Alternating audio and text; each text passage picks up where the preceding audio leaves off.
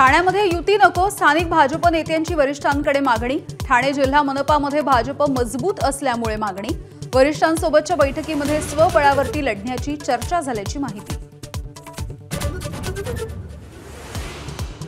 पृथ्वीराज चव्हाणांच्या 2 पुतण्यांनी 2-2, 3-3 ठिकाणी मतदार म्हणून नोंदणी केल्याचा भाजपचा आरोप। राहुल गांधी यावरती काय बोलणार असा मुख्यमंत्री फडणवीसांचा सवाल।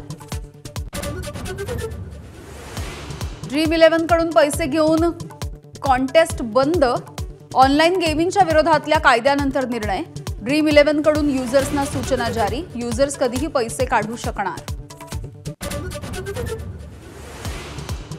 भटक्या कुत्र्यांना दिल्ली एनसीआरच्या बाहेर काढण्याच्या आदेशांना सुप्रीम कोर्टाची स्थगिती।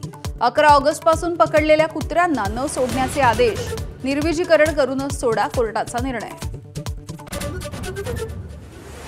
जुन्या वाहनांचं पुन्हा एकदा रजिस्ट्रेशन करणं महागलं, वाहन नोंदणी शुल्कामध्ये दुपटीनं वाढ करण्याचा केंद्राचा निर्णय। रस्ते वाहतूक मंत्रालयाकडून अधिसूचना जारी।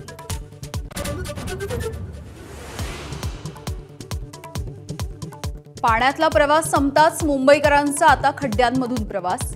मुसळधार पावसामुळे सगळीकडे खड्डेच खड्डे। बीएमसीकडे एका दिवसामध्ये 350 पेक्षा जास्त खड्ड्यांच्या ऑनलाईन तक्रारी।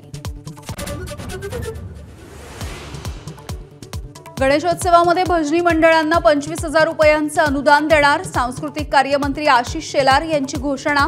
1,800 भजनी मंडळांना भजन साहित्य खरेदीसाठी होणार लाभ। राज्य कर्मचाऱ्यांप्रमाणे एसटी कर्मचाऱ्यांना सुद्धा गणेश चतुर्थीपूर्वी पगार देण्याचे परिवहन मंत्र्यांचे आदेश। पगाराची फाईल आजच अर्थ मंत्रालयाकडे पाठवण्याचे निर्देश। नाशिकच्या निफाड तालुक्यामध्ये चक्क कुत्र्याचा बिबट्यावरती हल्ला। कुत्र्यानं बिबट्याला 300 मीटर लांब फरफटत नेलं।